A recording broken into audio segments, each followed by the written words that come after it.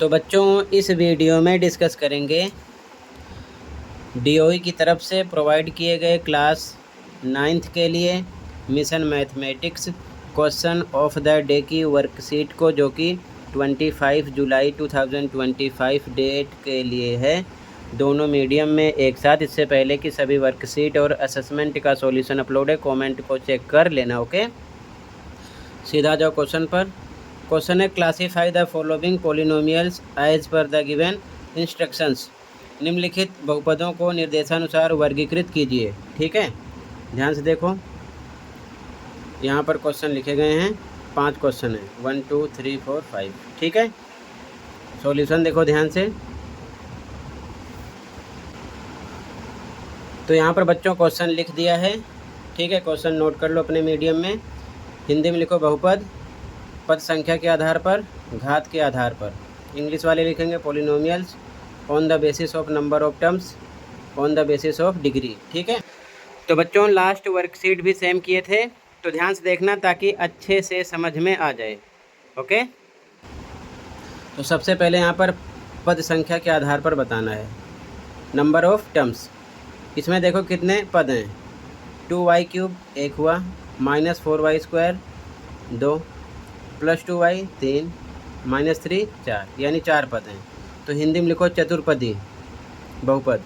English medium वाले लिखेंगे क्वाड्रिनोमियल। ठीक है, अब इसके बाद में घात के आधार पर बताना है, यानी कि बेसिस ऑफ डिग्री।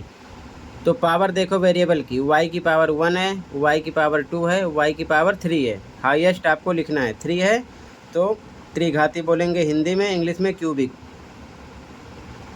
ठीक है, आगे देखो 3.14, इसमें एक पद है। हिंदी में लिखो एक पदी, इंग्लिश में मोनोमियल।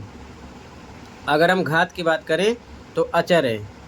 ठीक है, या फिर 0 लिख सकते हो, लेकिन अचर लिखो हिंदी में, कांस्टेंट इंग्लिश में। ठीक है, ऐसी कंडीशन में। अगला देखो क्वेश्चन 3, 4y² - 2y + 1। तो यहाँ पर टर्म कितने हैं देखो, 1 2 3, तो त्रिपदी हो गया। इंग्लिश में ट्राइनोमियल। अगर घात देखोगे यानी डिग्री, तो y की पावर 1 है, y की पावर 2 है, हाईएस्ट है 2, तो इसे हिंदी में बोलेंगे द्विघाती, इंग्लिश में क्वाड्रेटिक। ठीक है, अगला क्वेश्चन 4, s³ + 8। तो यहाँ पर 2 टर्म है, तो द्विपदी हिंदी में लिखो, इंग्लिश में बायोनोमियल। इसके बाद में पावर कितनी है यानी डिग्री कितनी है 3, तो हिंदी में लिखो त्रिघाती, इंग्लिश में क्यूबिक। ठीक है, अगला क्वेश्चन 5, 0 है, तो एक पद है। हिंदी में लिखो एक पदी, इंग्लिश में मोनोमियल। ठीक है, डिग्री की बात करें तो यहाँ पर लिखना है, हिंदी में परिभाषित नहीं है या फिर अपरिभाषित, इंग्लिश में नॉट डिफाइंड। ठीक है, ये आंसर हो जाएगा।